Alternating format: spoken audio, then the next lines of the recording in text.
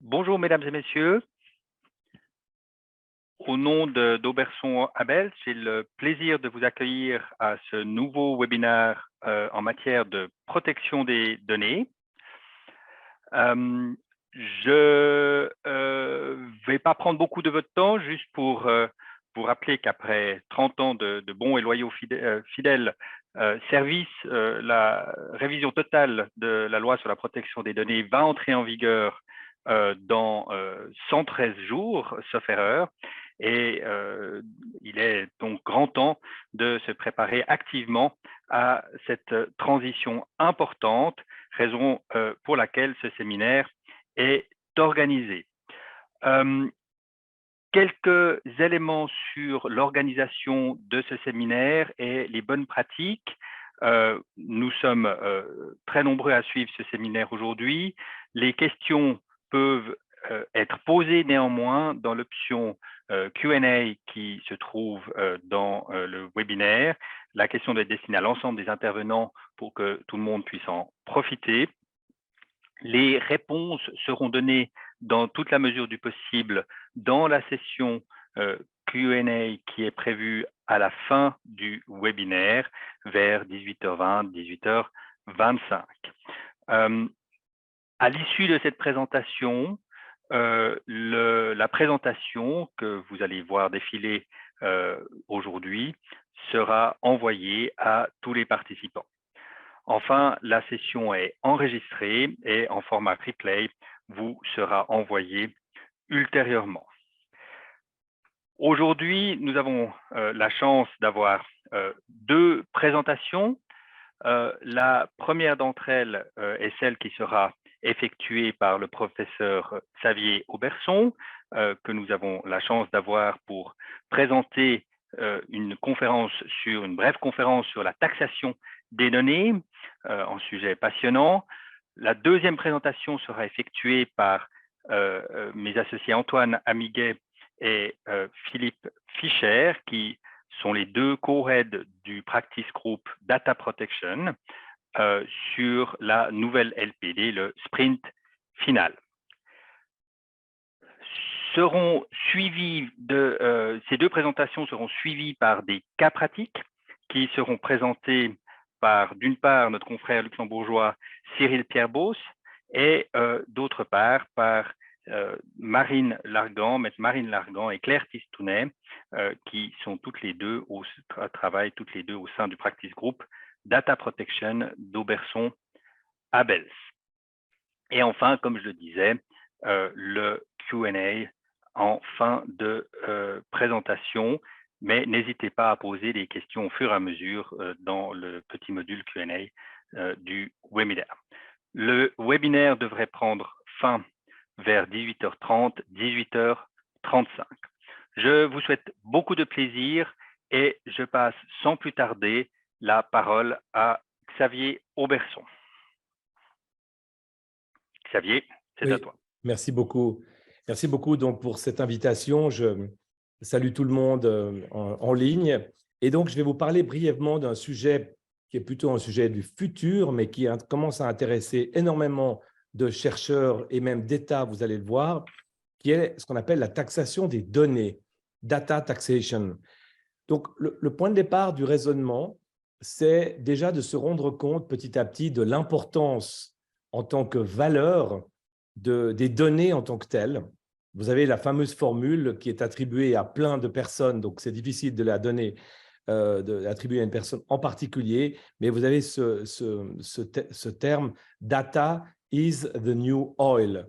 C'est un peu comme si les données étaient une forme de nouvelle matière première à disposition des entreprises et de plus en plus, les États se posent la question de savoir si finalement il n'y a pas une lacune fiscale dans cette imposition des données, puisque les entreprises, surtout les fameuses plateformes qu'on appelle les GAFA, selon ce modèle donc de business model qui est apparu récemment, ont commencé à réaliser des sources très importantes de revenus.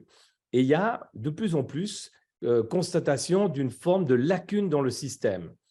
Je m'explique, le modèle est bien connu, c'est le modèle des GAFA notamment. Donc, typiquement, vous créez une plateforme Cela coûte énormément d'argent parce que ça suppose une très grande infrastructure.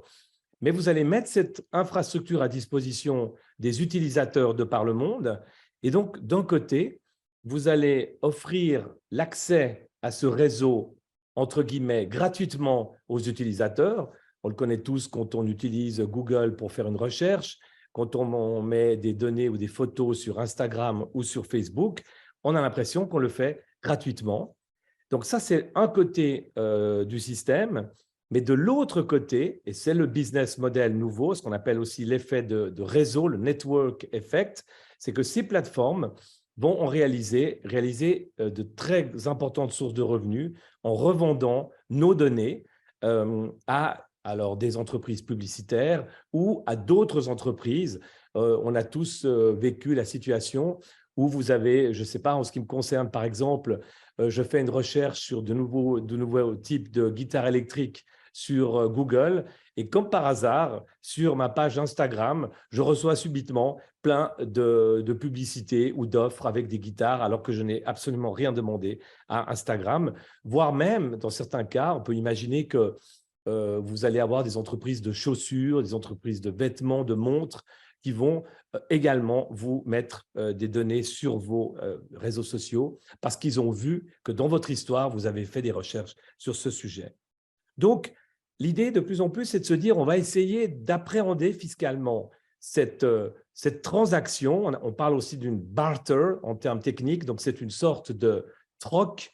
Et le troc, c'est le suivant, c'est l'utilisateur qui fournit gratuitement ses données, mais en échange de l'accès au réseau, ça c'est la transaction de base, et ces données sont revendues avec beaucoup de bénéfices par les plateformes. Le problème de cette situation, c'est que ce n'est pas du tout facile de l'appréhender fiscalement, et c'est ce qui coince pour l'instant, mais il y a de plus en plus de recherches et d'études juridiques et fiscales sur ce sujet. Parce que les données sont des éléments très particuliers qui sont très difficiles à appréhender juridiquement. Je vous passe les détails, mais disons, on dit par exemple qu'une donnée, c'est un bien qui n'est pas rival, c'est-à-dire que la consommation de ce bien ne l'altère pas du tout. Sur ce point, les données sont différentes, par exemple avec des matières premières comme le pétrole ou comme le gaz. Un autre effet très connu économiquement des données, c'est ce qu'on appelle la scalabilité de ces données, c'est-à-dire que plus vous en avez et plus vous les utilisez, et plus vous avez un potentiel de réalisation du revenu. Donc jusqu'ici, les États, et on peut passer au slide suivant, ont commencé à essayer d'appréhender d'une manière ou d'une autre la richesse provoquée par ces données, mais jusqu'ici, ils se sont quand même concentrés sur l'économie numérique et plus précisément, ils ne se sont pas encore vraiment attaqués à la donnée en tant que telle, mais ils ont essayé d'appréhender de manière plus équitable le bénéfice réalisé par l'économie numérique. Sur ce point, vous avez plein, évidemment, de propositions, mais j'en retiens juste très rapidement 3. La première, qui est la plus connue aujourd'hui, c'est ce qu'on appelle les taxes unilatérales sur les services numériques. Donc là, l'idée, c'est justement de pouvoir taxer de manière plus équitable les entreprises numériques, les grandes, les géants de la technologie, parce que notre système fiscal a été conçu il y a un siècle, d'ailleurs à Genève, à la Société des Nations en 2019. Et à l'époque, on s'est concentré sur l'idée d'une présence physique sur un territoire pour pouvoir taxer une entreprise. Or, on voit très bien que ces entreprises numériques n'ont absolument plus besoin de présence. Il suffit d'avoir un site Internet, d'avoir une plateforme Internet aujourd'hui et vous avez accès au marché mondial. Donc, une des réponses, ce sont les taxes sur les services numériques. Les premiers qui ont lancé d'ailleurs ces taxes, ce sont les Indiens, le fameux taxe de 2016. Et depuis, pratiquement la moitié des États de l'Union européenne et d'autres ont mis en œuvre, parfois gelé, ce genre d'impositions, qui sont donc très critiquées, notamment au niveau des États-Unis, qui estiment que ces taxes sont discriminatoires. En réponse à ça, deuxième proposition qui a d'abord très bien avancé et qui est un tout petit peu à l'arrêt aujourd'hui, ce sont les travaux de l'OCDE sur l'imposition de l'économie numérique. Ces travaux, justement, pour pouvoir appréhender ces entreprises numériques et qui n'ont toujours pas ce seuil d'imposition suffisant de présence physique. L'OCDE a travaillé pendant en tout cas 5 à 6 ans sur ces solutions. Et une d'entre elles, nous allons d'ailleurs voter en Suisse en juin, c'est la solution du taux de 15%, mais qui ne concerne pas particulièrement l'économie numérique. Mais là, une des solutions, c'est ce qu'on appelle le pilier 1. C'est une règle assez compliquée qui accorderait à l'état du marché plus d'imposition des entreprises multinationales. Et justement, le deal de ce pilier 1, c'est que les États alors abrogeraient unilatéralement leurs taxes sur les services numériques. C'était évidemment la requête américaine. Pour l'instant, le pilier 1 n'avance plus et certains observateurs disent même que peut-être qu'il n'aura finalement jamais lieu. Donc, en tout cas, le sujet reste ouvert. Et puis, vous avez la troisième solution, bien sûr, c'est la TVA. Et ça, c'est très adéquat parce que la TVA, elle, n'a pas nécessairement besoin d'une présence physique, puisque dans le domaine des services numériques, on va taxer l'état dans lequel se trouve le consommateur. Mais vous voyez au fond que ces trois solutions restent quand même axées sur les bénéfices au sens classique du terme des entreprises. Et c'est la raison pour laquelle, et c'est la troisième slide, les États ont commencé à réfléchir, et vous avez dans la doctrine plusieurs personnes qui ont commencé à étudier une idée beaucoup plus révolutionnaire qui serait de taxer cette fois les données en tant que telles, donc une taxe sur les données. Alors, je vous donne, il y a beaucoup déjà d'études maintenant sur ce sujet, je vous donne 4 grandes idées qui ont été élaborées par la doctrine. La première d'entre elles, qui est de Ben Shahar, donc, qui est une publication qui a déjà quelques années, et lui, alors, il propose carrément ce qu'il appelle une data pollution tax. Donc, l'idée, c'est vraiment de considérer les données comme ce qu'on appelle des externalités. C'est un peu comme une taxe, vous savez, où on frappe la pollution auprès du pollueur-payeur, donc l'idée, et c'est un peu la même idée. Et alors, il va même assez loin, puisqu'il propose même de taxer les utilisateurs, donc c'est-à-dire nous-mêmes en tant que consommateurs. Chaque fois, au fond, que l'on mettrait une donnée, on téléchargerait une donnée, on aurait une taxe d'un montant pas du tout élevé, mais l'idée, c'est de freiner en quelque sorte, comme une taxe sur la pollution, les données. Je dirais en conclusion ce que je pense de ces différents projets. Après, vous avez une autre proposition plus récente du professeur Marianne, qui lui propose alors une taxe sur le flux des données. Alors, sa proposition, elle est différente de celle de Ben Shahar. D'abord, elle serait basée sur le volume des données. Donc, il envisage même une peut-être progressivité du taux en fonction de la quantité des données. Et puis, pour que la taxe ne soit pas trop régressive, c'est-à-dire antisociale, on aurait, selon sa proposition, une sorte de seuil qui serait exonéré, et dès qu'on dépasse une certaine quantité de données, on aurait cette taxe. De nouveau, sa proposition, elle serait de taxer l'utilisateur. Alors évidemment, ça pose des problèmes techniques, mais il a cette phrase et il dit si un mauvais État peut vous bloquer vos données, un bon État peut les taxer au lieu de les bloquer. Je le cite en traduction libre. Ça, c'est donc une deuxième solution. Après, vous avez une troisième solution qui me paraît plus prometteuse, et je vous dirai pourquoi dans la conclusion.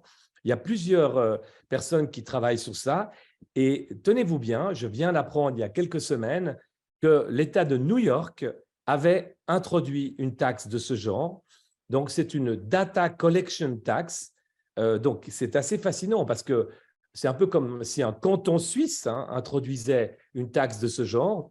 Donc, c'est vraiment l'État de New York, c'est des state tax, et ils ont prévu cette taxe sur la quantité de données, mais ce sont donc les plateformes qui vont devoir collecter cette taxe en fonction du nombre de résidents new-yorkais. Et si, par exemple, je vous donne un exemple, si la taxe, s'il y a 1 million de données fournies par des résidents par 1 million de résidents new-yorkais, vous avez un certain taux, et le taux est progressif. Et par exemple, si vous avez 10 millions de New-Yorkais qui donnent des informations, alors le taux est encore plus élevé. C'est assez audacieux, et il y a déjà beaucoup de discussions sur la constitutionnalité de cette taxe. Là aussi, c'est très intéressant. On aurait un peu le même débat si le canton de Genève, imaginez, introduisait une taxe sur la collection des données fournies par des résidents genevois. On aurait toute une série de questions fascinantes de constitutionnalité et même de savoir si le canton aurait la compétence d'introduire ce genre d'imposition. Et le débat a lieu en ce moment aux États-Unis. Et alors, l'approche la plus audacieuse, si l'on veut, c'est la 4e proposition qui existe. Il y en a encore d'autres, mais disons, j'ai essayé de vous donner l'essentiel. Celle-là, elle est proposée par 2 auteurs du FMI. Et alors, ils disent au fond, n'est-ce pas, les données, comme j'ai dit au début, c'est un peu le pétrole du 21e siècle. Et les États, jusqu'ici, pour l'extraction du pétrole, obtiennent une imposition. Il y a des taxes très, très connues, évidemment, que nous n'avons pas en Suisse parce qu'il n'y a pas beaucoup d'extraction de pétrole en Suisse. Mais par exemple, dans les États africains, en Amérique latine, vous avez ces taxes qui sont progressives en fonction de l'extraction de ces matières premières. Et donc, ils proposent une taxe sur l'extraction des données en fonction d'une idée d'une sorte de redevance, une sorte de royauté qui serait due à un État par le fait que les entreprises obtiennent de la part des résidents de cet État ces données comme elles auraient obtenu du gaz ou du pétrole sur la base du territoire venant de cet État. Voilà. Alors, on peut passer au dernier slide, donc peut-être une sorte de prise de position et quelques conclusions par rapport à ces idées. D'abord, vous voyez que ces idées, elles sont très abstraites, elles sont très théoriques, et vous pouvez imaginer que ce genre de proposition soulève quand même toute une série de questions juridiques assez fascinantes, et une d'entre elles, que peut-être la solution new-yorkaise évite, mais c'est la problématique de la valorisation de ces données. Combien est-ce que ça vaut si je recueille, je collecte une donnée? Combien est-ce que ça vaut? Vous avez déjà certaines organisations qui ont proposé des types de valorisation, mais c'est bien sûr un des grands problèmes. Le deuxième problème majeur, évidemment, c'est le caractère extraterritorial de ces propositions qui vont supposer des accords internationaux, puisque ce genre de taxes, en tout cas les modèles qui sont proposés ici, ne sont pas des impôts sur le bénéfice, ce sont, je dirais en termes européens, des assises, donc c'est un peu des impôts spéciaux sur la consommation, pour prendre la terminologie du droit suisse, qui ne sont donc pas visés par les conventions de double imposition et qui supposent donc toute une série de mesures au niveau international pour pouvoir les mettre en œuvre. Ensuite, par rapport aux 4 modèles qui sont proposés, personnellement, je pense que l'idée de taxer l'utilisateur n'est pas du tout appropriée. Bien au contraire, et le séminaire d'aujourd'hui va nous le démontrer, je pense que l'utilisateur, c'est justement la personne qui doit être protégée et d'introduire une taxe au niveau de l'utilisateur va poser quantité de problèmes de protection de données et va frapper au fond, à mon sens, la personne qui justement ne devrait pas être taxée. Je pense que la personne qui doit être taxée, c'est la plateforme, c'est donc le collecteur d'imposition. Et d'ailleurs, l'histoire va déjà dans cette direction, puisque vous avez des propositions et des règles déjà en vigueur au niveau de la TVA. Et je trouve très intéressante, par exemple, les développements de la TVA européenne, qui a, dans certains cas, déjà assujetti à la TVA des plateformes, par exemple Airbnb ou Uber ou autres, qui simplement offrent cette plateforme à des consommateurs qui se trouvent dans l'Union européenne, même si la plateforme d'ailleurs se trouve par exemple aux États-Unis, et assujettit déjà et demande même, dans certains exemples, à la plateforme elle-même de collecter la TVA. Donc là, vous avez déjà une sorte de modèle théorique qui pourrait servir de référence à une sorte de taxation future des données en tant que telles. Un autre exemple, c'est ce qu'on appelle la DAC 7, de l'Union européenne. Donc, c'est la directive qui prévoit un échange automatique de renseignements, également des plateformes, cette fois pour les impôts directs.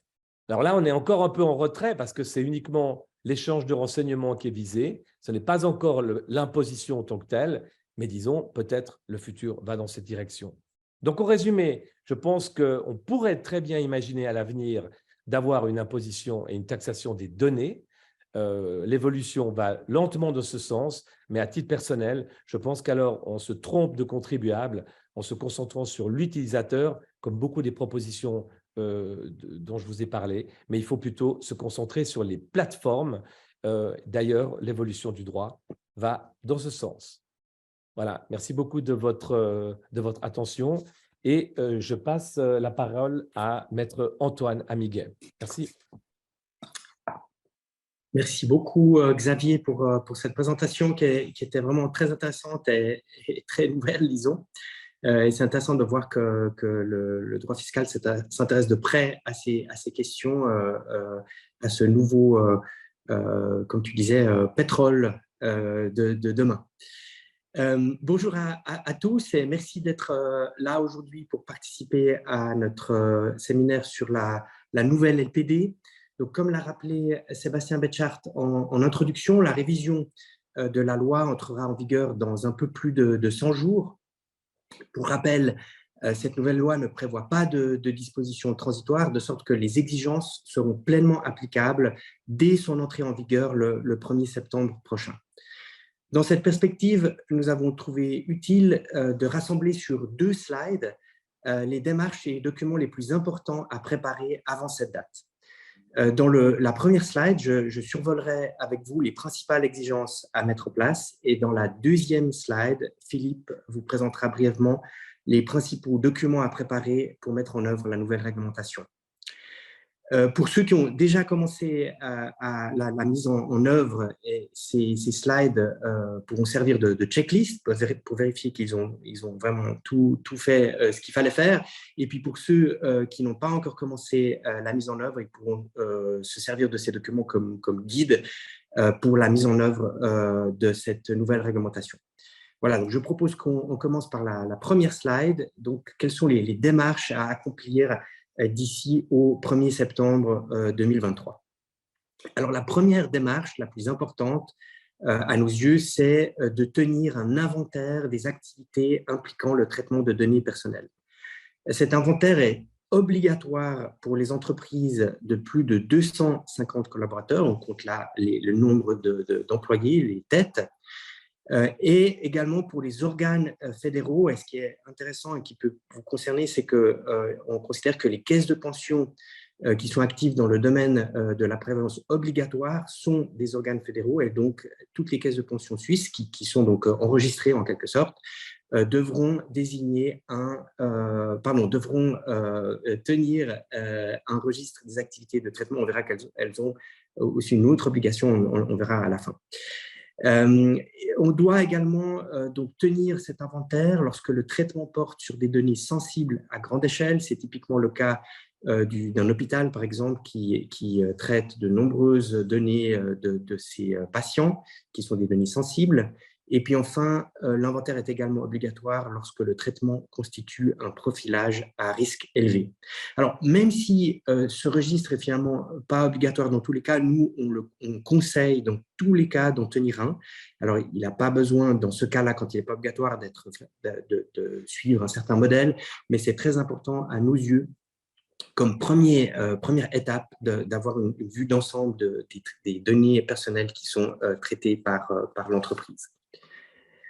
La deuxième démarche importante à faire, c'est de rédiger une notice d'information qui doit être communiquée aux personnes concernées et en principe mise à disposition sur le site internet de l'entreprise. Ce document donc, contient un certain nombre d'informations et c'est notamment donc, le type de données personnelles traitées, les raisons pour lesquelles, les finalités des traitements, donc à quelle fin ces données sont traitées, quels sont les motifs qui justifient ce traitement, à qui ces données sont transférées, vers quels États elles peuvent être transférées. Et là, et c'est une particularité du droit suisse, il faut être relativement précis dans la description des États vers lesquels les données peuvent être transférées. Et enfin, il faut encore indiquer l'identité et les coordonnées du responsable du traitement. Troisième démarche, il faut revoir et mettre à jour les contrats avec les sous-traitants, typiquement avec sa société informatique. Cette mise à jour peut se faire de différentes façons. Souvent, pour simplifier, on se contente, disons, d'ajouter un addendum au contrat qui existe déjà. Et cet addendum, si c'est fait sous cette forme, doit comprendre au moins, donc prévoir au moins le droit du responsable de traitement d'instruire et de surveiller le sous-traitant, l'obligation du sous-traitant d'obtenir l'accord préalable du responsable du traitement quand lui-même veut confier à un tiers le traitement de ces données, donc une sous-traitance d'une certaine manière. Et puis enfin, donc, dernier élément que doit aussi absolument couvrir cet addendum, c'est l'obligation du sous-traitant de mettre en place des mesures de sécurité. On reviendra sur ces mesures dans un instant. Évidemment, les personnes, certains acteurs, et notamment les établissements financiers soumis à la surveillance de la FINMA, par exemple les banques et les gestionnaires de fortune, sont soumis encore à des exigences plus strictes, disons, lorsque des données personnelles sont transmises à l'étranger, en particulier lorsqu'elles concernent donc, les clients des banques et des gestionnaires de fortune. Quatrième démarche, il faut mettre en place des mesures appropriées de sécurité. Elles sont de deux ordres. Il y a tout d'abord des mesures techniques et également des mesures organisationnelles. Parmi les mesures techniques, il y a par exemple la mise en place d'un accès sur une base need to know qui permet donc de minimiser l'exposition, les risques liés à l'utilisation et à l'accès de ces données. Il faut mettre en place des procédures d'identification robustes, par exemple avec des facteurs multiples. Dans certains cas, il se justifie de pseudonymiser des données, etc. Voilà. Des mesures techniques et également des mesures organisationnelles. C'est typiquement la mise en place d'une directive interne, de formation des employés. Et puis, dans certains cas également, et ça c'est obligatoire dans certains cas, hein, il faut mettre en place un règlement pour les traitements automatisés. Mais ça, ce n'est pas non plus le cas et c'est relativement rare en pratique. En cas de violation de la sécurité des données, donc de leak en bon français, il faut évidemment procéder à certaines communications, tout d'abord aux préposés à la protection des données et à la transparence. Là, il y a une obligation donc de l'informer dans les meilleurs délais lorsque la violation de la sécurité entraîne vraisemblablement un risque élevé pour la personnalité de la personne concernée. Donc, la règle est légèrement différente du droit européen. Elle est un petit peu plus souple en droit suisse qu'en droit européen.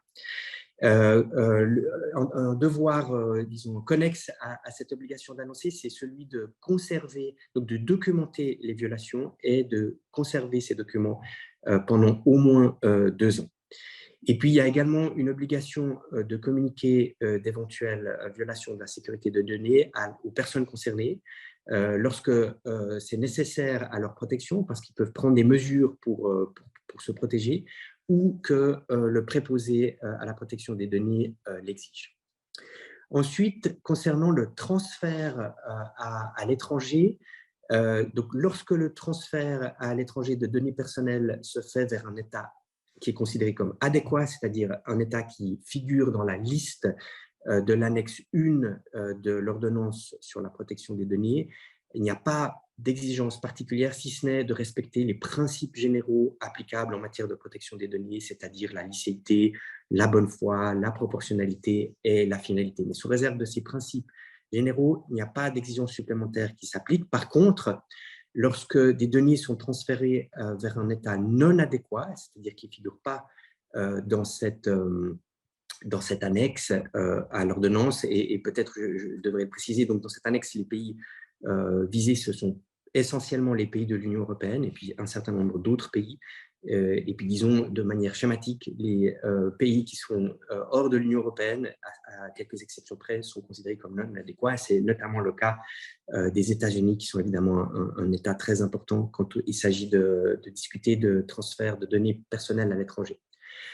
Donc, quand on parle de transfert vers un État non adéquat, il faut, en plus de respecter les principes généraux, il faut soit que des garanties spécifiques soient mises en place, par exemple l'utilisation de clauses types de protection de données, ou alors se trouver dans une dérogation prévue par la loi. Par exemple, la personne concernée a donné son consentement, ou bien à son consentement express, ou bien la communication a lieu en lien avec la conclusion ou l'exécution d'un contrat dans l'intérêt des personnes concernées, ou bien encore le responsable du traitement procède à ce transfert pour, par exemple, se défendre auprès d'un tribunal ou d'une autorité étrangère. Donc, dans tous ces cas, le transfert à l'étranger est possible, et sinon, il n'est pas possible quand le pays n'est pas considéré comme adéquat. Septième mesure, il faut mettre en place un processus pour centraliser et gérer les réponses aux requêtes des personnes concernées. Avec le nouveau droit, les personnes ont des droits supplémentaires, des droits d'accès, des droits à l'oubli, des droits de corriger les données si elles sont fausses. Et donc, concernant plus particulièrement le droit d'accès, donc je rappelle que ce droit d'accès doit être donné. Et donc, le responsable de traitement doit en principe répondre dans les 30 jours, et ces démarches sont gratuites pour la personne concernée. Huitième mesure, dans certains cas, il faut procéder à une analyse d'impact. Et ça, c'est chaque fois que le traitement envisagé est susceptible d'entraîner un risque élevé pour la personnalité. Par exemple, lorsque des données sensibles sont traitées à grande échelle. J'ai donné l'exemple de l'hôpital qui traite les données de tous ses patients. Cette analyse d'impact doit couvrir un certain nombre de thèmes. Il doit donc décrire le traitement envisagé, évaluer les risques pour la personnalité des personnes concernées, et puis également indiquer quelles sont les mesures qui sont prévues pour protéger la personnalité des personnes concernées. Ce document doit être conservé pendant au moins 2 ans après la fin du traitement concerné. Et si cette analyse relève que, malgré les mesures prévues, le traitement présente encore un risque élevé, il y a une obligation pour le responsable du traitement de consulter le préposé. Si le responsable du traitement privé a désigné un conseiller à la protection des données, alors il peut s'épargner de faire cette démarche auprès, et non seulement il a désigné un conseiller à la protection des données, mais il l'a aussi consulté dans ce contexte d'analyse d'impact, alors il peut s'épargner cette démarche auprès du préposé. Et enfin, 9e et dernière mesure, il faut, dans certains cas, désigner un conseiller à la protection des données. Donc, c'est en général pas obligatoire, sauf pour les organes fédéraux. Et encore une fois, parmi les organes fédéraux, il y a les caisses de pension, donc les caisses de pension enregistrées en tout cas. Donc, celles qui offrent des prestations obligatoires doivent désigner un conseiller à la protection des données. Ce conseiller agit comme l'interface entre le responsable de traitement et les personnes concernées d'une part, et entre le responsable de traitement et les autorités chargées de la protection des données d'autre part. Il forme et conseille le responsable de traitement, et de manière plus générale, il concourt à l'application des prescriptions relatives à la protection des données. Donc voilà, ça fait un certain nombre de démarches à accomplir en relativement peu de temps, en tout cas pour ceux qui n'ont pas encore commencé, mais tout ça est possible. L'idée, ce n'est pas nécessairement d'avoir tout mis en place de manière parfaite d'ici le 1er septembre, mais d'avoir au moins pris les mesures les plus importantes. Et parmi les mesures les plus importantes, c'est à nos yeux les 2 premières. Donc, avoir mis en place un registre des traitements, même lorsque ce n'est pas obligatoire, et avoir préparé une notice d'information. Voilà, j'ai passe tout de suite la parole à Philippe Fischer qui va vous présenter la deuxième slide sur les documents à préparer d'ici le 1er septembre. Philippe, la parole est à toi. Très bien, merci beaucoup. Et ravi également de tous vous revoir aussi nombreux pour ce webinaire. La 7e année qu'on organise ce genre de webinaire et on mesure un tout petit peu le temps qui passe. Et c'est vrai qu'on s'est réunis avec l'équipe Data Protection d'Auberson-Abel, ce qui comprend évidemment Antoine, mais aussi Claire et Marine, au début de l'année pour essayer de préparer ce webinaire. On se demandait qu'est-ce qu'on va faire finalement? Est-ce qu'on ne va pas essayer pour une fois de sortir un tout petit peu de notre zone de confort et de faire des présentations peut-être un tout petit peu inusuelles? Et surtout, on s'est demandé comment est-ce que concrètement on peut vous aider maintenant qu'on est à quelques semaines de l'entrée en vigueur de la nouvelle loi. Et c'est de nos discussions tous ensemble qu'est née finalement cette idée d'avoir d'un côté 2 one-pagers, on aurait même pu essayer d'avoir un seul one-pager, mais c'était peut-être un peu difficile pour les avocats d'en avoir qu'un seul, donc on en a 2. 2 one-pagers qui décrivent de manière la plus synthétique possible ce qui nous semble nécessaire par rapport à la mise en œuvre de la nouvelle loi, et ces 2 slides vous seront circulés demain matin pour que vous puissiez en bénéficier le plus rapidement possible.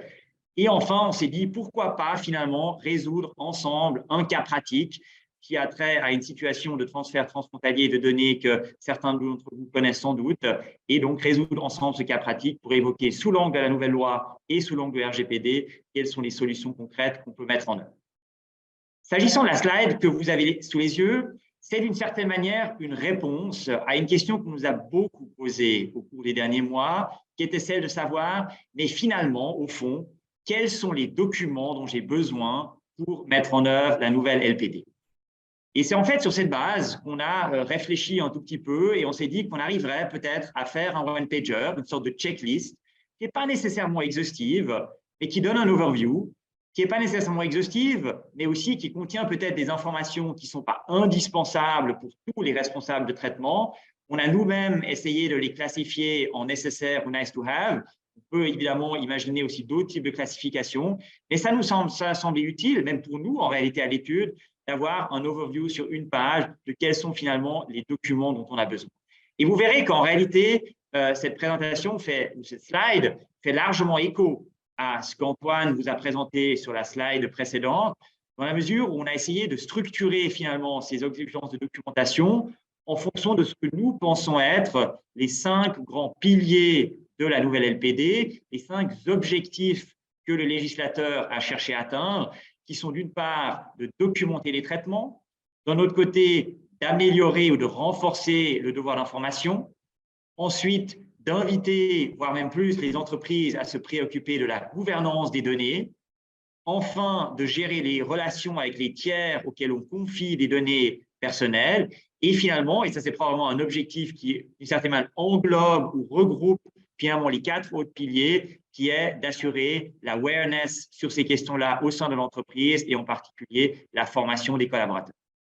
Et donc, si on regarde finalement ces 5 piliers, on se rend compte, comme je disais, qu'on revoit un certain nombre de points qu'Antoine a déjà évoqués. Au niveau de la documentation des traitements, le document clé est évidemment le registre des activités de traitement. C'est vrai que la nouvelle LPD prévoit aussi des exceptions à l'obligation de mener ou de construire un registre d'activités de traitement, mais il nous semble qu'une certaine forme de documentation des activités de traitement, peut-être pas nécessairement un registre des traitements au sens strict si on est en dessous des seuils, mais en tout cas une certaine forme de documentation des traitements est indispensable.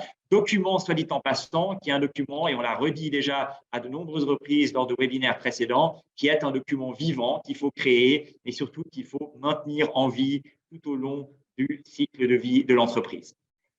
Deuxième document, c'est un document que vous connaissez tous évidemment, c'est la question du devoir d'information.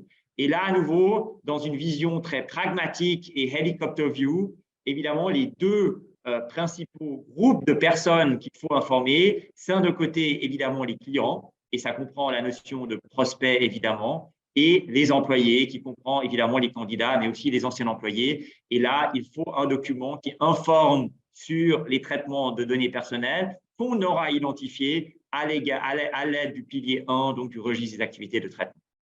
Troisième pilier, peut-être je passerai brièvement un peu plus de temps sur ce troisième pilier, c'est les questions de gouvernance. Et là, nous sommes d'avis que, premièrement, il faut une certaine directive interne ou un autre document équivalent qui, finalement, fixe un certain nombre de principes en matière de gouvernance sur les traitements de données personnelles, une sorte de document un peu overarching, presque une sorte de constitution, si j'ose dire, qui fixe finalement un certain nombre de grands principes en matière de traitement de données personnelles. Et après, il y a un certain nombre de thématiques ad hoc. Il y a d'abord des thématiques ad hoc directement liées à la protection des données. Et là, il nous semble que la gestion des droits des personnes concernées, qui est un peu l'autre face de la médaille, parce que la loi accorde évidemment des nouveaux droits aux personnes concernées, mais en même temps, ça veut aussi dire que les entreprises doivent s'organiser pour y répondre de la manière la plus efficace possible. Une directive qui traite de la question des data breach, et enfin, une directive qui traite de l'analyse d'impact avec peut-être une checklist de savoir quand est-ce qu'il faut réaliser une analyse d'impact et peut-être un modèle du DPIA également. Et ensuite, il y a un certain nombre de questions qu'on appellerait un peu périphériques, qui sont probablement des directives qui existent déjà et qui mériteraient probablement un toilettage à l'aune de la nouvelle loi. Et là, on pense évidemment à toute la réglementation sur l'utilisation des ressources IT, notamment la question de savoir dans quelles conditions on peut avoir accès aux emails, aux logs de l'activité IT des collaborateurs, principalement important évidemment dans un monde où le télétravail, malgré tout, se développe. Enfin, une directive sur les questions d'archivage et une question absolument fondamentale qui est la question de la sécurité de l'information.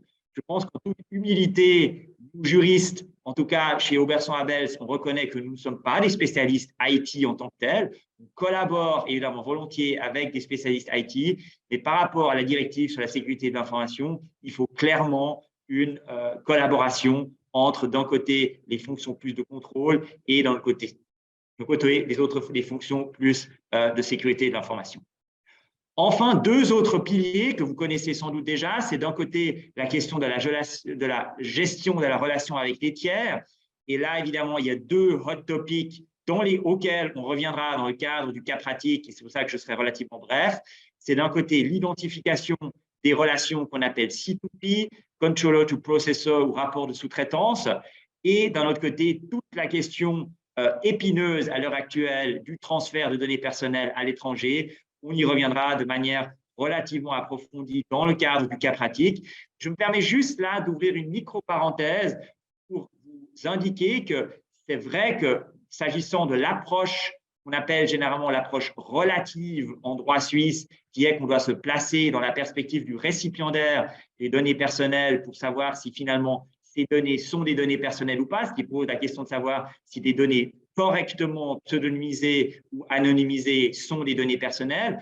En Suisse, on applique traditionnellement l'approche relative, c'est-à-dire que pour le récipiendaire qui n'arrive pas à remonter, à faire un reverse engineering, ce ne sont pas des données personnelles s'il n'arrive pas à remonter vers la personne identifiée qui est tout en haut de la chaîne.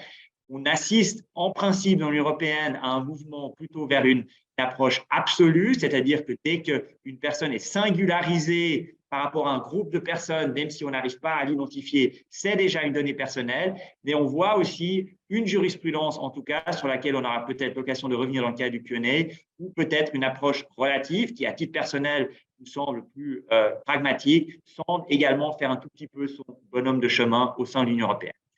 Et enfin, dernier point, les questions de formation. Et là, évidemment, la formation des collaborateurs, le cas échéant à travers un e-learning tool, nous semble très important. On se demande même, vu qu'on est, comme vous le voyez, très friand de one-pager, si on ne devrait pas également avoir un peu une liste de do's and don'ts sur le bureau, finalement, de chaque collaborateur pour préserver une certaine hygiène, si j'ose dire, en matière de protection des données au sein de l'entreprise. Finalement, et vous nous avez déjà entendu souvent utiliser ces termes-là, nous avons l'impression, et peut-être encore plus aujourd'hui, vu qu'on est proche de l'entrée en vigueur de la nouvelle loi, qu'il y a trois grands principes qui doivent régir d'une certaine manière la mise en œuvre des nouvelles règles. Premièrement, il faut être pragmatique et adopter une risk-based approach qui permet de régler des problèmes principalement aigus. Deuxièmement, il n'est pas nécessaire de reprendre à zéro, mais plutôt de bâtir sur l'existant et toute une série de directives internes dans le cadre du pilier 3 de la gouvernance peuvent en réalité juste requérir un toilettage et pas une refonte à zéro. Et enfin, c'est un travail qui, à notre avis, doit être réalisé en interne, le cas échéant avec l'appui de conseillers externes, mais principalement en interne pour appréhender finalement au sein de l'entreprise les questions de données personnelles. Voilà, je m'arrête là et nous passons maintenant à la troisième phase de notre webinaire qui est le cas pratique. Comme vous l'avez vu, avec Antoine, on a courageusement délégué la partie la plus difficile de notre webinaire à nos collègues Claire et Marine. Alors, je dis ça évidemment avec un sourire parce que Claire et Marine sont évidemment des éléments absolument clés de notre équipe. Elles nous challengent tous les jours, elles nous amènent à réfléchir tous les jours. Et donc, c'est avec un grand plaisir que je leur cède la parole pour ce cas pratique. Ce sera d'une certaine manière un mano à mano avec un troisième intervenant que vous connaissez évidemment aussi, qui est Cyril Pierre-Beauce, le spécialiste RGPD et avocat au Luxembourg. Et ensemble, les trois vont maintenant vous présenter un cas pratique tiré d'une combinaison d'un certain nombre de situations que vous avez vues dans la réalité et vous aurez l'occasion de voir leurs réflexions et on pourra se revoir après dans le cadre de la phase de Q&A. Merci. Claire, Marine et Cyril, vous avez la parole. Merci à vous. Merci Cyril, merci Philippe. Je vais vous présenter dans un premier temps l'effet de notre cas pratique qui lui-même sera subdivisé en 4 questions, en 4 états de fait principaux. Donc, nous sommes en présence d'un groupe bancaire international dont la société mère est en Allemagne et qui dispose de filiales dans le monde entier. Ce groupe bancaire international est situé, s'appelle Abank et souhaite mettre en place un SharePoint qui sera hébergé sur le cloud pour la gestion et le stockage des données clients de toutes les filiales du groupe. Abank choisit un fournisseur de services cloud qui s'appelle CSP et CSP lui propose d'héberger les données sur un cloud situé en Allemagne. CSP propose 3 différentes solutions de chiffrement des données at rest, donc des données qui sont stockées sur le cloud, soit une clé de cryptage qui sera détenue par CSP, donc par le fournisseur de services lui-même, soit une clé de cryptage détenue par la banque, ou encore une troisième solution qui permet la mise en place de 2 clés de cryptage, l'une qui sera détenue par le fournisseur de services cloud, l'autre par la banque, et cette dernière sera nécessaire pour un accès en clair aux données qui sont stockées sur le cloud.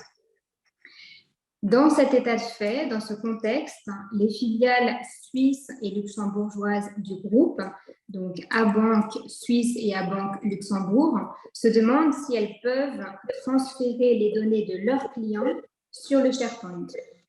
Donc, voyons ensemble dans un premier temps les implications juridiques de cet état de fait. Donc, la première question à se poser ici, c'est celle du lieu de stockage des données. En l'espèce, ce n'est pas très problématique car l'Allemagne est un État qui offre un niveau de protection adéquat et également un État de l'Union européenne. Il convient également d'analyser l'implication de l'arrêt Schrems II qui requiert de vérifier si les entités du groupe CSP, par exemple la maison mère, ou des sous-traitants situés dans des États non adéquats, disposent d'un accès aux données de Abank, enfin des filiales de Abank. Il faudra également vérifier quelles sont les mesures de sécurité qui sont prévues.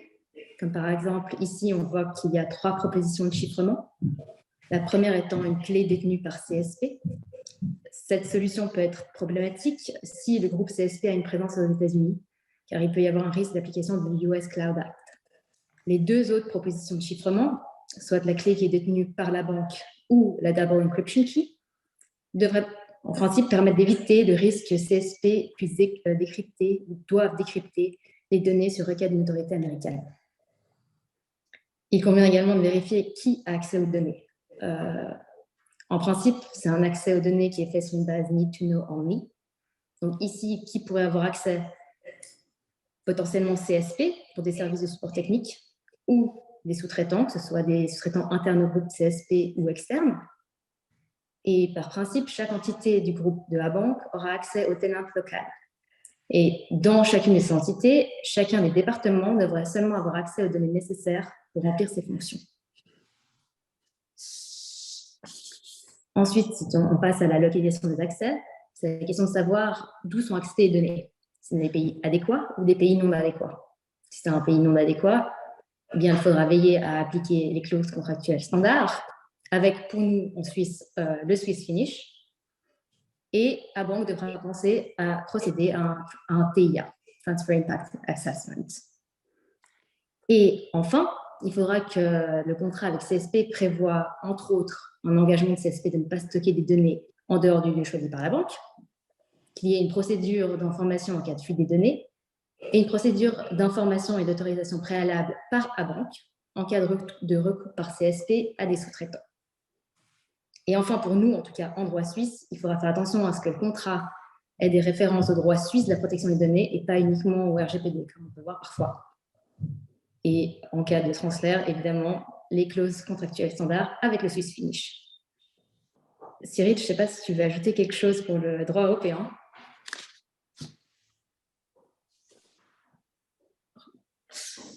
Je ne t'entends pas du tout. Je ne sais pas si...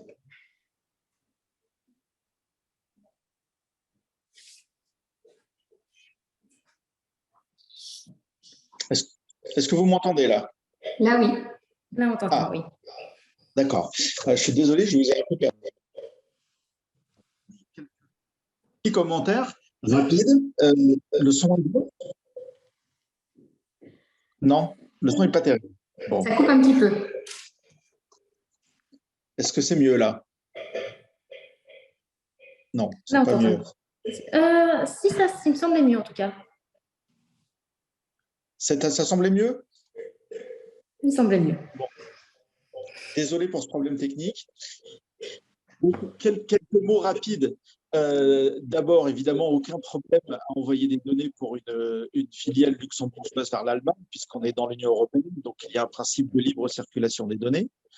Tous les commentaires de Claire sur la sécurité des accès sont totalement pertinents du point de vue européen, et on n'a pas grand-chose à rajouter. J'ajouterais quand même des différences que je constate entre la nouvelle LPD et le RGPD. C'est le niveau de précision sur le contrat de sous-traitance.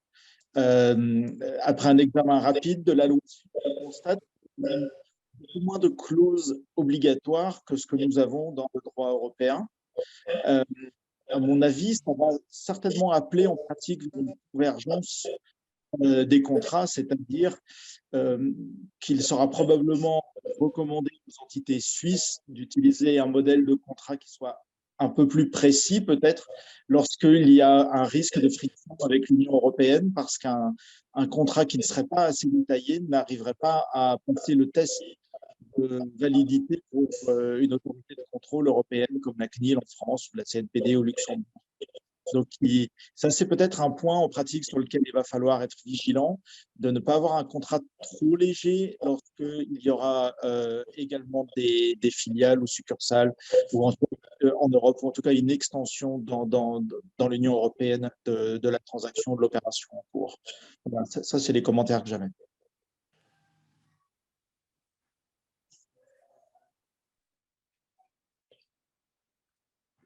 Parfait, merci beaucoup Cyril. Si on passe juste un petit excursus sur les aspects réglementaires, donc en Suisse, la réglementation phare, c'est la circulaire FINMA Outsourcing 2018-3 qui s'applique aux externalisations d'une fonction essentielle ou à un grand nombre de CID. Donc, cette circulaire prévoit des mesures supplémentaires, comme celle de prévoir une Business Continuity Management, donc un système qui permet la continuité de la fonction externalisée en cas d'urgence, et la possibilité de réintégration ordonnée, donc une sorte de exit strategy. La circulaire prévoit également des droits d'audit, que ce soit par la banque, par ses auditeurs, ou par l'autorité de surveillance de la fonction déléguée auprès de CSP et des sous-traitants de CSP.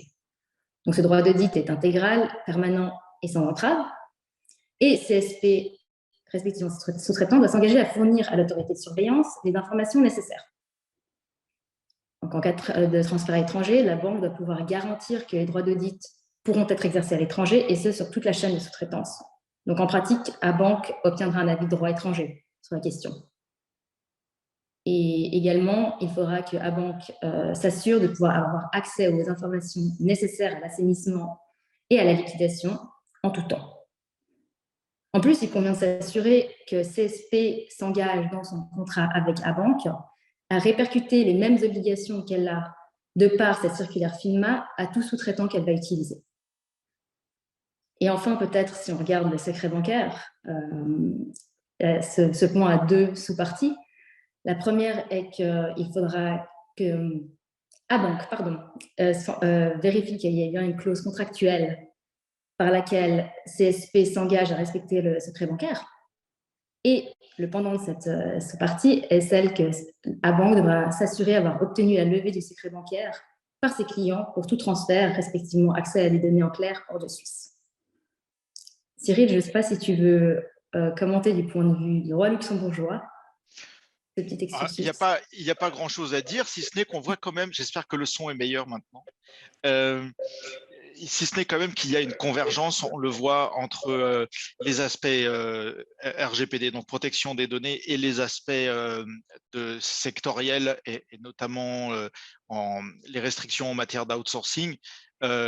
Mais comme à chaque fois, et comme le commentaire que j'ai fait précédemment sur le contrat de sous-traitance, il y a quand même, on ne va pas dire une différence d'approche, mais en tout cas une différence dans les exigences concrètes qui sont posées entre les cadres suisses et les cadres européens.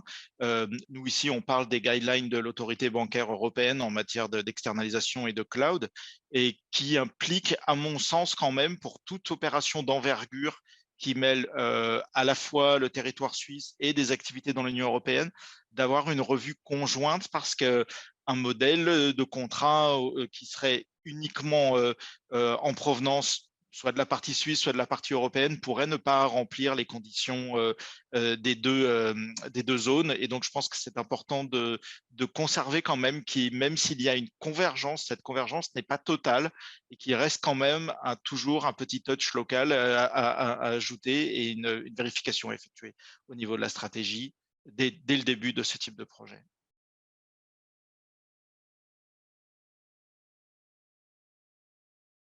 Pas d'autres commentaires de mon côté.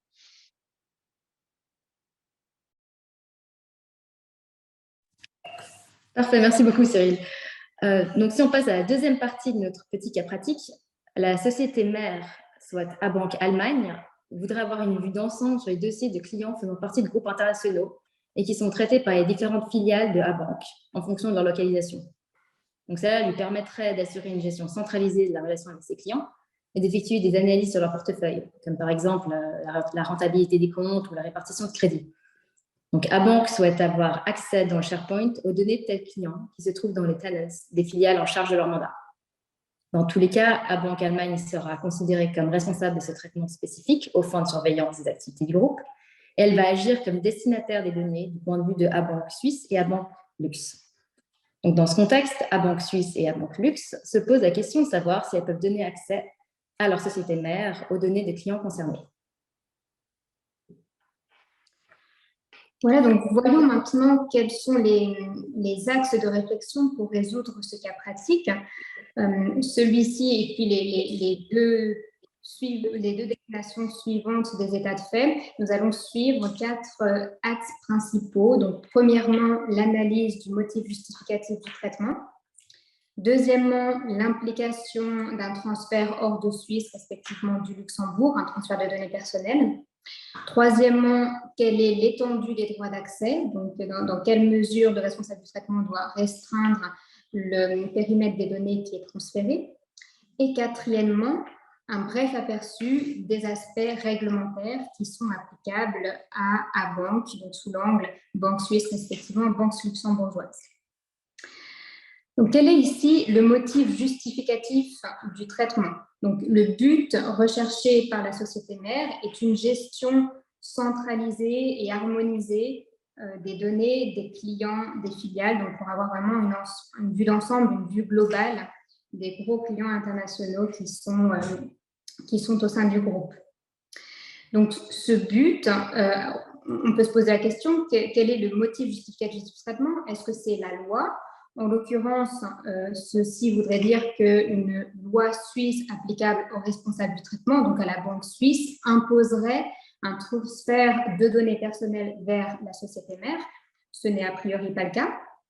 Est-ce que le motif justificatif du contrat pourrait rentrer en compte? Donc là, à ce niveau-là, on va analyser la relation contractuelle entre la banque suisse et son client. Est-ce que ce contrat permet un transfert à la société mère pour ce but de gestion centralisée, harmonisée de la relation client? Le cas échéant, il faut quand même garder à l'esprit que pour se baser sur ce motif justificatif, le traitement doit être absolument nécessaire à l'exécution du contrat et pas simplement lié de manière un petit peu lointaine. Donc, a priori, on part du principe que ce traitement n'est pas compris dans le contrat entre la banque suisse et puis ses clients. Voyons maintenant le motif justificatif de l'intérêt privé prépondérant. Celui-ci peut être l'intérêt privé du responsable de traitement, donc de la banque suisse, ou respectivement d'un tiers, donc là en l'occurrence de la société mère. Et c'est ce qui nous apparaît le motif le plus pertinent, puisque c'est bien dans l'intérêt privé de la société mère que interviendrait ce transfert pour une gestion globalisée des données clients au niveau de la société mère. On pourrait aussi, toujours dans le cadre du motif justificatif de l'intérêt privé de la société mère, imaginer que certaines données pourraient être transférées dans le but de remplir une obligation de surveillance consolidée de la société mère. Donc là, ce serait bien dans l'intérêt privé prépondérant d'un tiers et non pas une obligation légale, puisque l'obligation légale devrait s'appliquer directement à la banque suisse et la banque suisse n'est pas soumise à ces obligations de surveillance consolidée. Donc à première vue, ce serait l'intérêt privé prépondérant de la société mère qui rentrerait en jeu. Mais si d'autres données devraient être transférées qui ne rentrent pas dans ce motif, il faudrait alors rechercher le consentement des clients pour pouvoir transférer les données vers la société mère.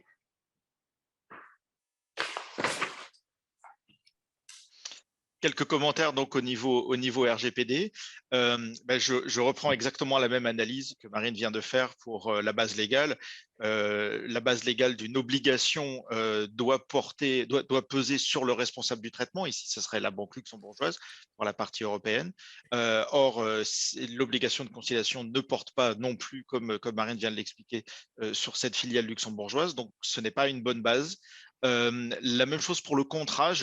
Nous avons précisé ici dans les slides que les autorités européennes ont à peu près une vision unanime sur le fait que externaliser une fonction, par exemple, ne peut jamais être rendre strictement nécessaire à un traitement, c'est-à-dire ici une divulgation de données.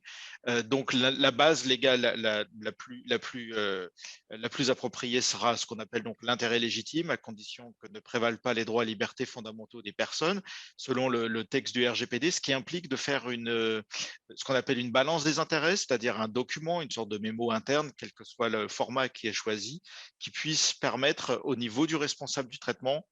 Alors, il y a deux responsables du traitement ici. Il y a le responsable du traitement des données clients habituelles, qui va être la filiale luxembourgeoise, et qui doit justifier le transfert des données à sa maison mère en vue de la consolidation. Donc là, je parle bien de la filiale luxembourgeoise. Donc si on transposait, ça serait la même chose pour la filiale suisse. De documenter bien, et ça c'est très important, cette balance des intérêts, c'est-à-dire un document dans lequel on met en présence à la fois l'intérêt de la filiale luxembourgeoise, c'est-à-dire celui de faire partie d'un groupe consolidé, l'intérêt de sa maison mère qui va procéder à la consolidation, qui est le vrai responsable du traitement ici, et aussi les droits et libertés fondamentaux du client qui doivent pouvoir se retrouver dans le fait d'avoir, par exemple, une confiance accrue dans une banque qui fait partie d'un système avec une supervision consolidée, par exemple. Donc là, on trouve un avantage qui est aussi du côté du client et qui peut permettre de justifier, par exemple, ce traitement ou en tout cas de rendre probable que la balance des intérêts soit favorable au groupe à banque. Donc, il est important, ça c'est c'est quelque chose de crucial, de bien documenter à chaque fois qu'on se repose sur cette base légale dans une ce qu'on appelle donc une balance des intérêts, un document qui met en présence les différents intérêts des parties et droits fondamentaux, et de trancher pour justifier, ou en tout cas le traitement ici. C'est ce type de document que les autorités demandent lorsqu'elles vont analyser de près un traitement de cette nature. Voilà. Et effectivement, on pourra trouver dans des cas extrêmes un besoin de consentement. Alors là, de nouveau, on va avoir une collision entre l'aspect RGPD, protection des données, et l'aspect sectoriel et notamment secret professionnel, qui va sans doute impliquer, dans certains cas, d'avoir une levée du secret professionnel qui se fera par le même type de document, un consentement. Donc, il faut quand même être bien au clair sur le fait qu'on a besoin d'un consentement ici, probablement pour la levée du secret professionnel, si on ne tombe pas dans des prévisions de la loi pour ce type de transfert, ou sinon du RGPD, ça c'est pareil, ça fait partie des choix qu'il faut justifier et sur lesquels il faut être très clair par rapport aux personnes, c'est-à-dire que si on demande un consentement pour la levée du secret professionnel, il faut bien indiquer que ce n'est pas un consentement au niveau RGPD pour éviter qu'un retrait du consentement puisse venir anéantir la base légale qu'on a choisie, qui est celle de l'intérêt légitime, puisque cet intérêt légitime, c'est toujours une base légale qui est relativement fragile, donc il ne faut pas venir l'anéantir avec ce type de mesures, c'est-à-dire qui consisterait à prendre un consentement qui pourrait être interprété comme un aveu que la balance des intérêts n'était pas favorable à la banque. Donc, pour éviter ce genre de problème, soyons bien clairs lorsqu'on demande un consentement, ce pourquoi on demande le consentement, soit une levée du secret bancaire, soit un traitement de données personnelles, mais éviter d'introduire un doute. Parfois, on a l'impression de se protéger en faisant ça, et en fait, en pratique, on a pu constater que c'était l'inverse. Voilà. Oui, c'est vrai que c'est très important et c'est des aspects évidemment à prendre également en compte en droit suisse. Et puis d'ailleurs, ce que tu as relevé, Cyril, sur la balance des intérêts et puis la documentation de cette pesante d'intérêts est évidemment très importante également en droit suisse, puisque ce sera ce qui sera demandé par le préposé, le cas échéant, pour justifier du traitement fondé sur un intérêt prépondérant. Maintenant, passons aux aspects de transfert des données hors de Suisse. Donc là, la société mère est située en Allemagne. Aucun problème donc on ne sort pas, on va dire, du périmètre des États adéquats en vertu de la liste du préposé. Et on n'a donc pas besoin de mettre en place des garanties supplémentaires dans le cadre de ce transfert. Par rapport à l'étendue du droit d'accès, la banque suisse va devoir se poser la question de quelles données est-ce qu'elle va pouvoir transférer à sa société mère pour remplir le but du traitement, donc qui est la création de cette gestion centralisée par la société mère. Dans cette détermination du périmètre des données à transférer, il conviendra de prendre en compte les principes de minimisation et de proportionnalité. Et donc, on se rend compte là que l'accès illimité tel que proposé par la société mère d'avoir accès à toutes les données clients de sa filiale suisse n'est pas proportionné par rapport au but recherché. Donc, ne serait pas possible dans ce cadre. Respectivement, donc dans la détermination de l'étendue des données qui seront incluses dans le transfert, on voit que la détermination de ce périmètre est vraiment intimement liée à l'analyse du motif justificatif tel qu'on vient de le faire.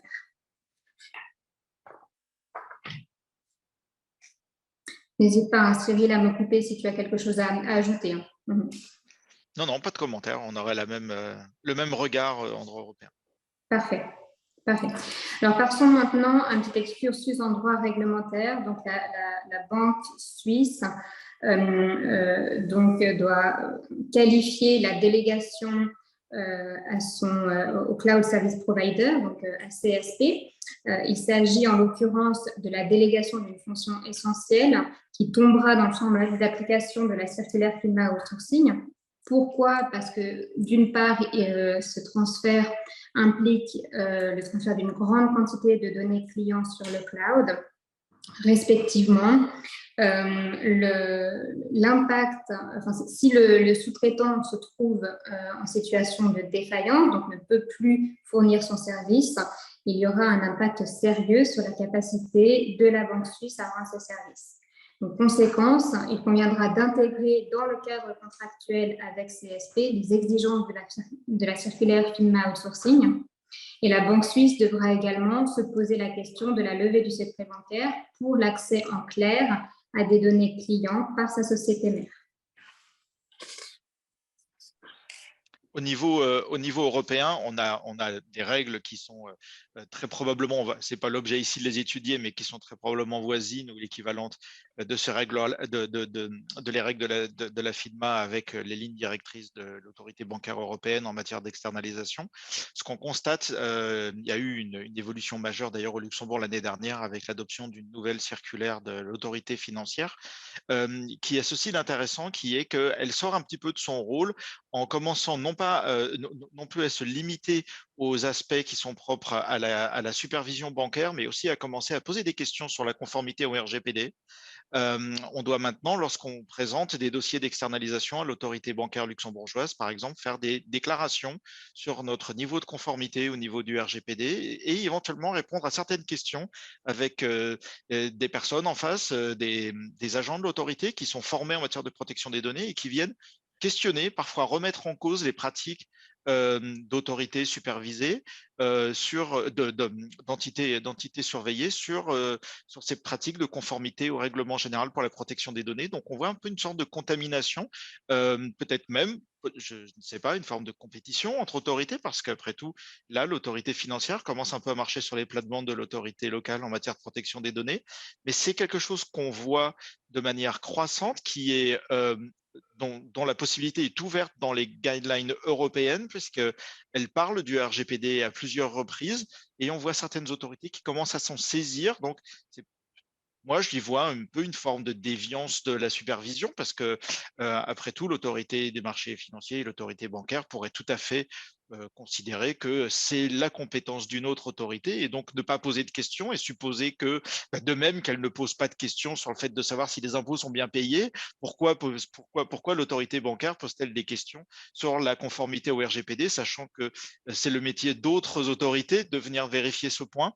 C'est un point troublant un petit peu, donc peut-être à surveiller du côté de la Suisse si à un moment donné, vous voyez ce genre de comportement un peu troublant apparaître.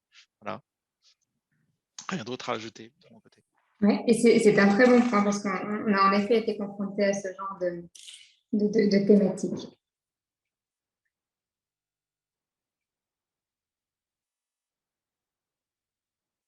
Et on t'entend pas. Moi, pour l'instant, je n'ai rien à dire. On peut passer à la suite. Claire, on ne t'entend pas encore. Merci, désolée. Je m'occupe de changer les slides et du coup, je ne peux plus me démuter. Alors, si on passe à la troisième partie de notre cas pratique, la filiale de Abank située au Japon s'occupe de l'analyse du KYC global pour tous les clients du groupe. Donc pour cela, elle demande à CSP de lui donner accès à l'entier du SharePoint afin qu'elle puisse effectuer la revue compliance pour les clients et les prospects. Et donc, dans ce contexte, Abank Suisse et Abank Lux se posent la question de savoir si elles peuvent donner accès à Abank Japon pour toutes les données de clients concernés. Donc, de nouveau, analysons nos 4 points centraux en commençant par le motif justificatif du traitement. Donc là, le but du traitement, c'est la revue KYC des dossiers clients de la banque suisse. Il s'agit en effet d'une obligation légale de la banque. Et donc, ce traitement peut être basé sur le motif justificatif de la loi. Là, on voit que la banque suisse décide de déléguer ce traitement à un sous-traitant qui est en l'occurrence une filiale du groupe bancaire, donc la filiale japonaise.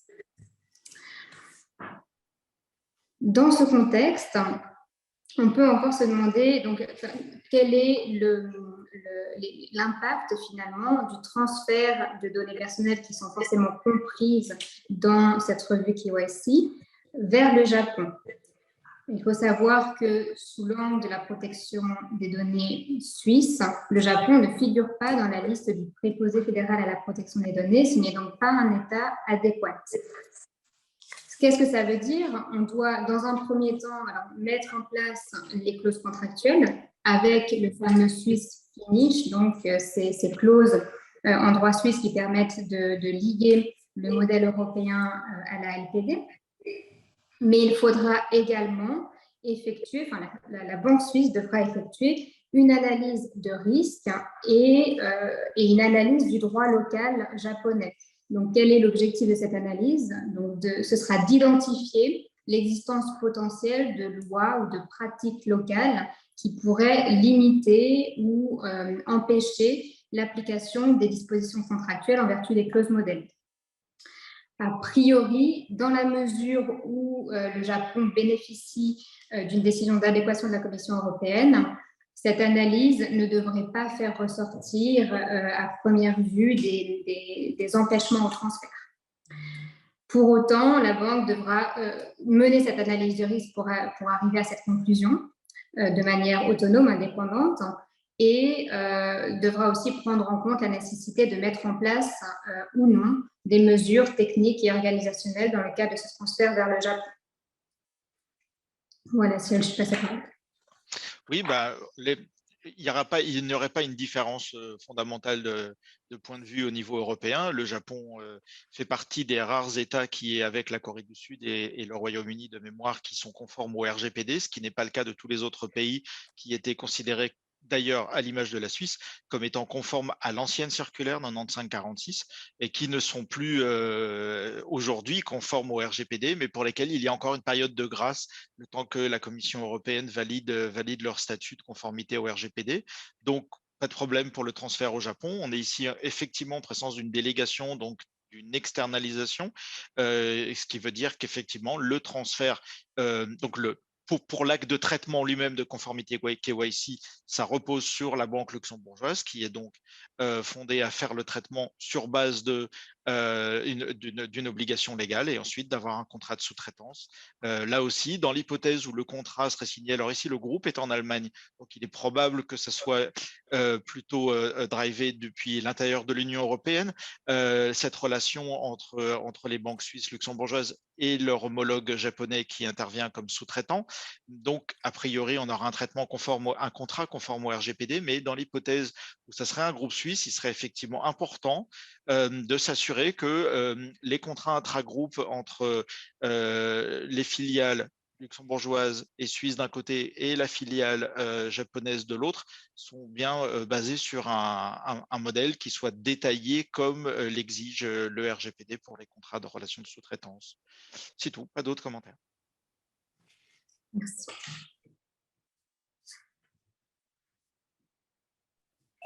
Merci Cyril. Si on refait un petit excursus sur le droit réglementaire, donc du point de vue de Abank Suisse, le recours à Abank Japon pour effectuer la revue KYC de ses clients tombe sous le coup de la circulaire FINMA Outsourcing. En effet, c'est la délégation d'une fonction essentielle de la banque suisse qui, au sens de la circulaire.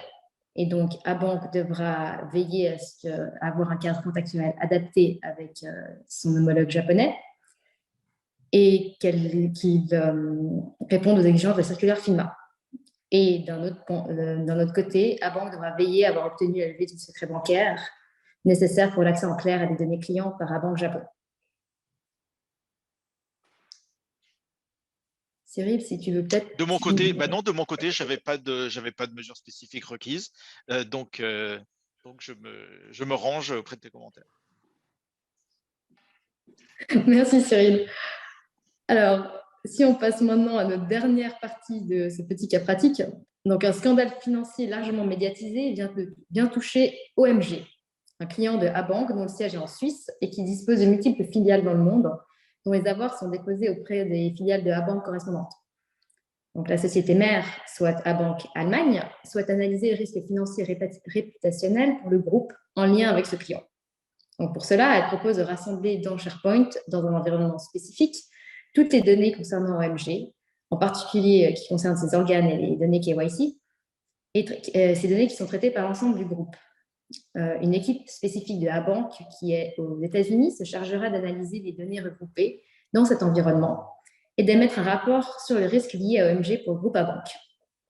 Donc, à noter que le contrat cadre avec OMG prévoit que pour les besoins de relations contractuelles, la filiale américaine de Abank peut traiter certaines données. Voilà, alors reprenons nos 4 aspects essentiels. En premier, le motif justificatif du traitement. Donc là, l'objectif de la société mère, c'est vraiment de créer une base de données pour l'analyse du risque juridique lié à un client de sa filiale suisse. Donc ce but du traitement peut a priori rentrer dans l'intérêt privé prépondérant, soit de la société mère en tant que tiers, d'avoir vraiment une vue globale du risque qui est encouru par ses filiales qui gèrent chacune ou un certain nombre d'entre elles des données de la banque suisse qui se trouvent emmêlées dans ce scandale financier, respectivement aussi l'intérêt privé prépondérant de chacune des filiales concernées et aussi de la banque suisse en tant, elle, que responsable de traitement. Maintenant, quel est l'impact du transfert des données personnelles vers les États-Unis? Parce que bien entendu, dans cette base de données, il y aura des données personnelles, par exemple des dirigeants du client de la banque suisse. Et il convient de se poser la question de est-ce qu'il y a en fait des dérogations, des exceptions qui pourraient permettre de transférer ces données vers un État non adéquat, puisqu'on sait que les États-Unis sont un État non adéquat. Et on sait évidemment, et je ne vais pas m'étendre là-dessus, que la mise en place de clauses contractuelles type, dans le cadre d'un transfert vers les États-Unis, n'est depuis l'arrêt Schrems 2 pas suffisant non plus pour offrir des garanties suffisantes dans le cadre d'un transfert. Il faut donc penser à d'autres exceptions, dérogations dans le cadre de ce transfert. Il convient ici aussi de noter que l'intérêt légitime dont on vient de parler, du responsable du traitement respectivement d'un tiers, n'est pas une dérogation qui pourrait permettre de transférer des données personnelles vers un État non adéquat. Donc peut-être on peut prendre en considération le contrat cadre, puisqu'on sait que le contrat cadre entre la société mère du client suisse et puis la société mère du groupe bancaire prévoit que des données peuvent être traitées par la filiale US du groupe bancaire.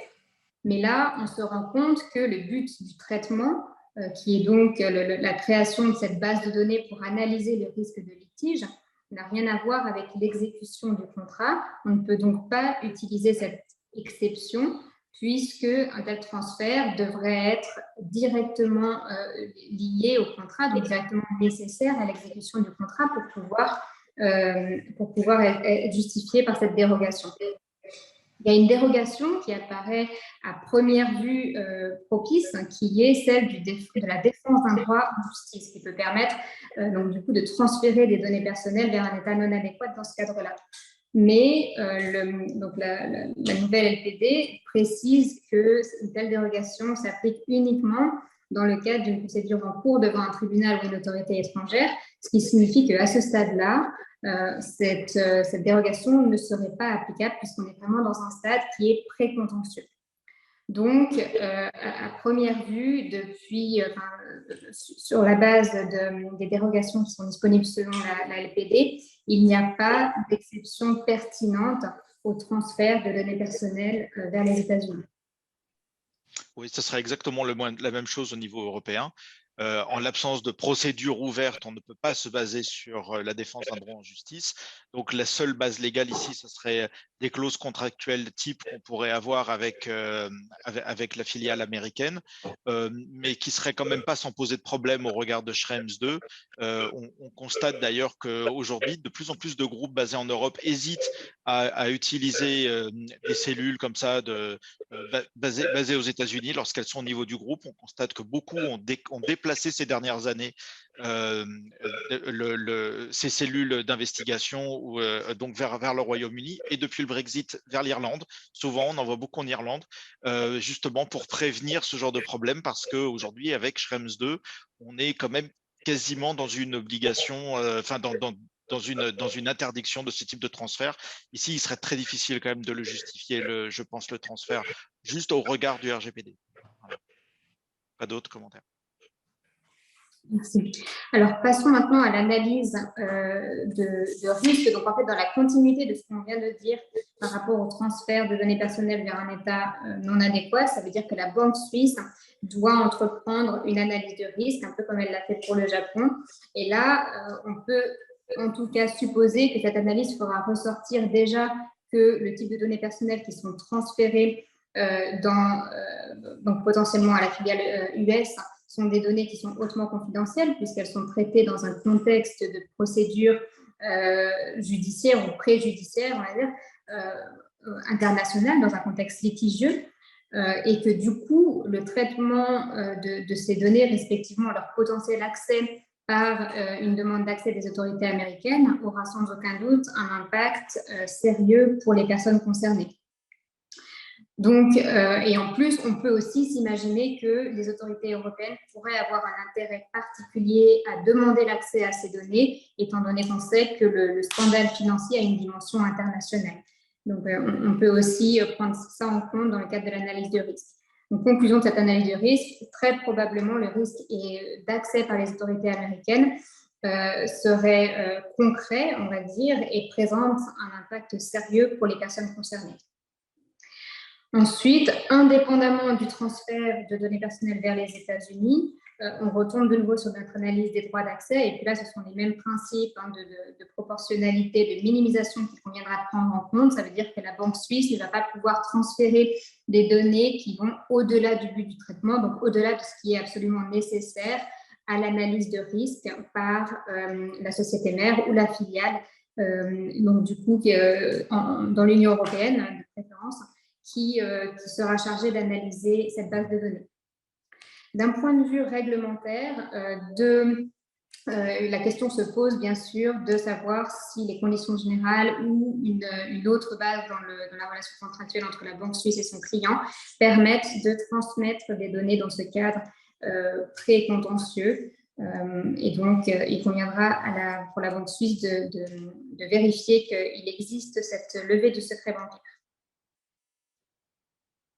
Passons maintenant à la slide de conclusion, en particulier sur ce dernier en fait, état de fait qui était, on va dire, peut-être le plus complexe. Donc, dans un premier point, la création de cette base de données par le groupe pour analyser le risque juridique lié aux clients suisses serait a priori justifié par l'intérêt légitime de différents intervenants, de la banque suisse, de la société mère, des sociétés filiales qui sont concernées parce qu'elles traitent des données de ce client suisse. Pour autant, il n'existe à première vue aucune dérogation ou exception qui permettrait le transfert de ces données à la filiale américaine du groupe pour qu'elles soient traitées en clair de manière à émettre le rapport de risque. Conclusion, il faut que ces données soient traitées par une filiale du groupe qui se situe dans l'Union européenne. D'autant plus que, comme on l'a mentionné, l'analyse de risque a fait ressortir qu'un potentiel accès des autorités américaines à ce type de données est concret et que les conséquences pour les personnes concernées, par exemple les dirigeants au sein du client suisse, seraient particulièrement sérieux, seraient particulièrement graves. Ensuite, on a abordé bien entendu le fait que l'accès, donc le périmètre des données qui sont transférées doit vraiment être limité à ce qui est nécessaire. Donc là, on retombe sur des principes plus généraux et que la banque suisse peut s'assurer d'avoir une levée du secret bancaire pour les données concernées.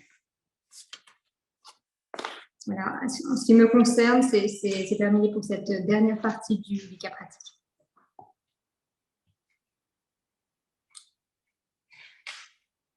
Très bien, merci beaucoup à Marine, Claire et Cyril pour ce cas pratique.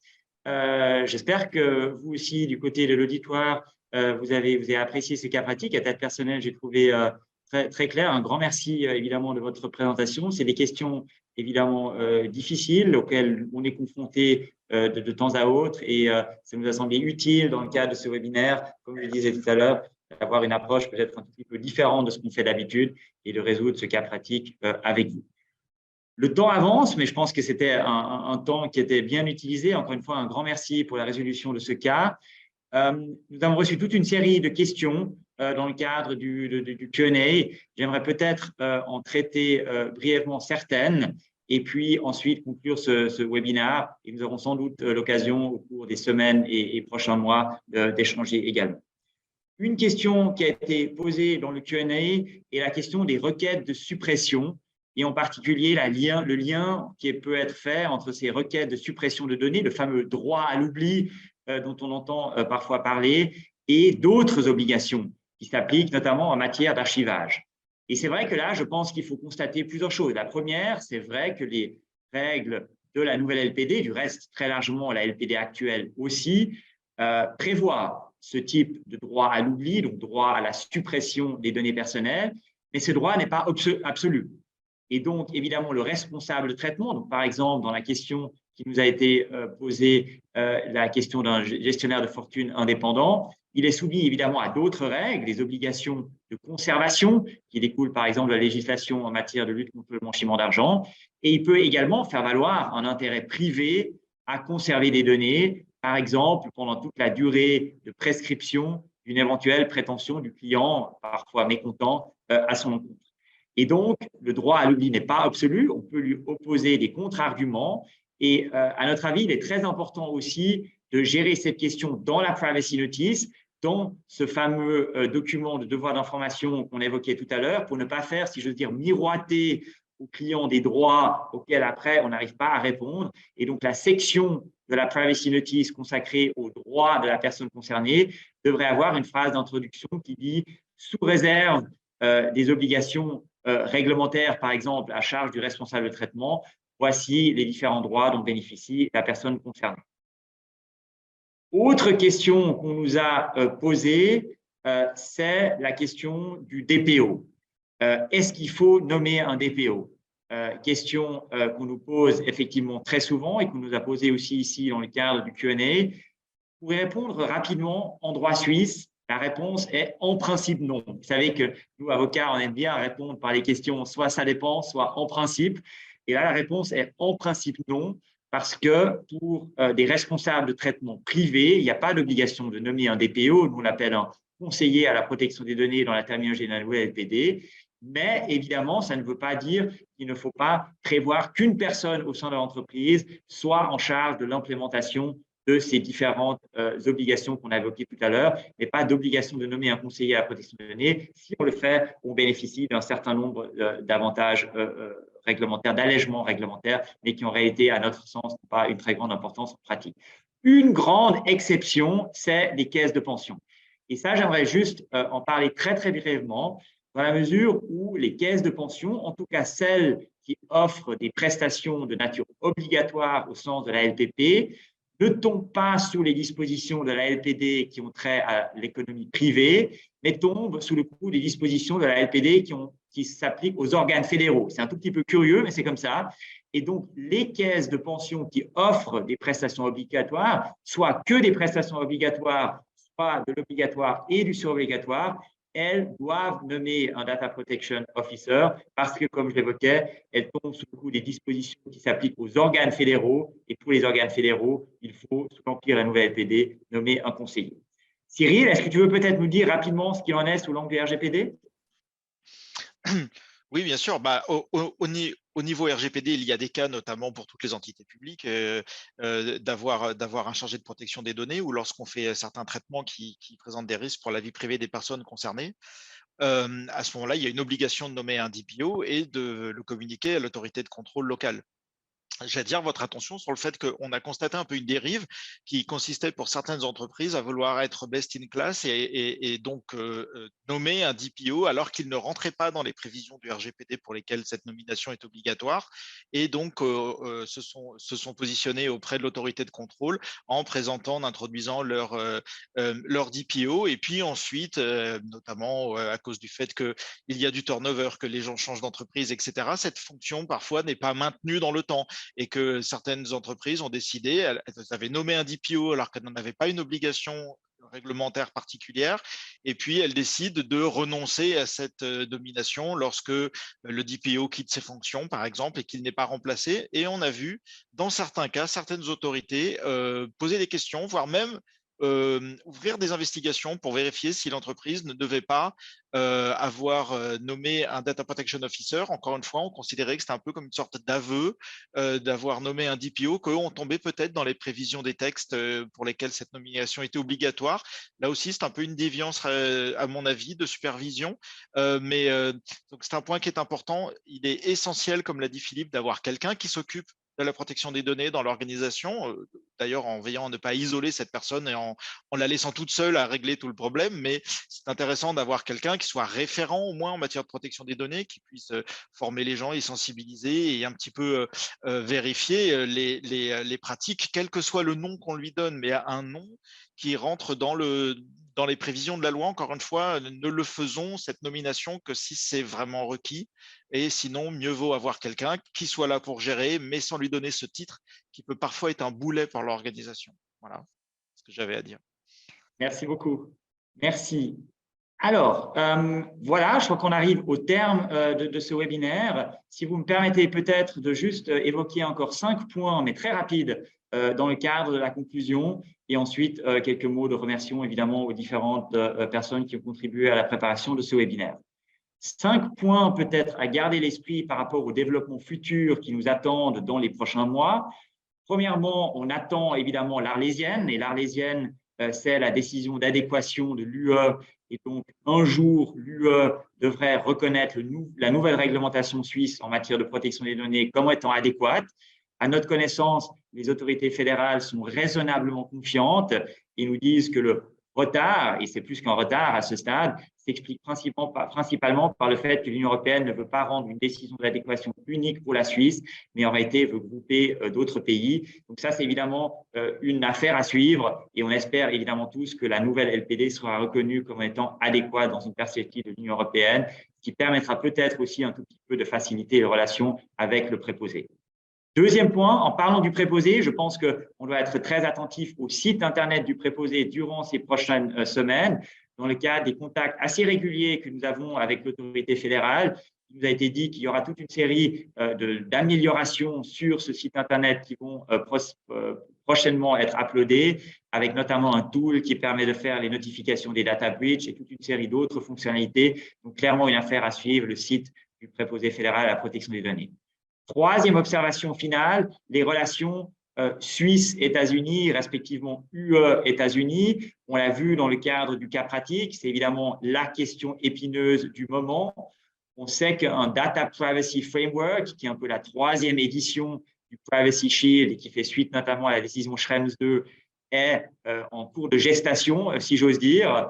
Les autorités européennes soufflent un peu le chaud et le froid, plutôt le froid en ce moment, vu que le Parlement européen, comme vous l'avez peut-être vu, le 5 mai, a adopté une résolution très critique à l'égard de ce Data Privacy Framework qui viserait à faciliter les échanges de données personnelles entre l'Europe au sens large, donc UE et y compris la Suisse, avec les États-Unis. Clairement une affaire à suivre. Ça me permet de répondre en passant à une question que j'aperçois dans le Q&A, s'agissant notamment de l'utilisation de solutions de type cloud, type M365, qui effectivement peuvent impliquer un transfert de données personnelles vers un État non adéquat, comme par exemple les États-Unis. Et ça soulève, comme ça a été exposé dans le cas pratique, 3 grands red flags.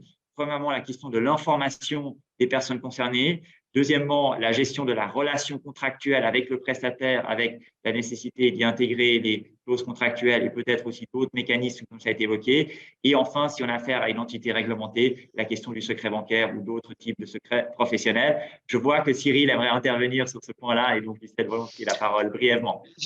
Juste un point très rapide là-dessus. Outlook, à ma connaissance, Microsoft a fait une publication il y a 2 ans pour annoncer que dorénavant, leur système cloud serait entièrement géré en Europe avec également des équipes en Europe pour gérer le troubleshooting, ce qui veut dire qu'ils n'auront plus besoin d'avoir un accès en remote aux États-Unis. Donc, a priori, en théorie, ce problème-là est réglé. Ensuite, la potentialité d'un accès technique était généralement considéré comme n'étant pas un transfert.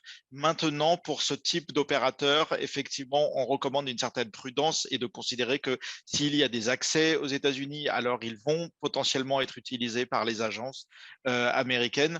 Et ce qui me permet au passage de dire qu'à titre personnel, je pense que ce Transatlantic Data Framework que Biden vient de signer va probablement immanquablement connaître le même sort que le Safe Harbor et le Privacy Shield, et qu'on aura bientôt un Schrems 3 qui va l'enterrer pour les mêmes raisons congénitales qu'on avait déjà enterré les deux premiers. Mais c'était, voilà, je veux pas prendre plus de temps, voilà ce que je voulais dire. Merci Cyril. Et encore deux autres observations, si vous me permettrez, mais très rapides, qu'on assiste en matière d'évolution et sur lesquelles on voulait attirer votre attention.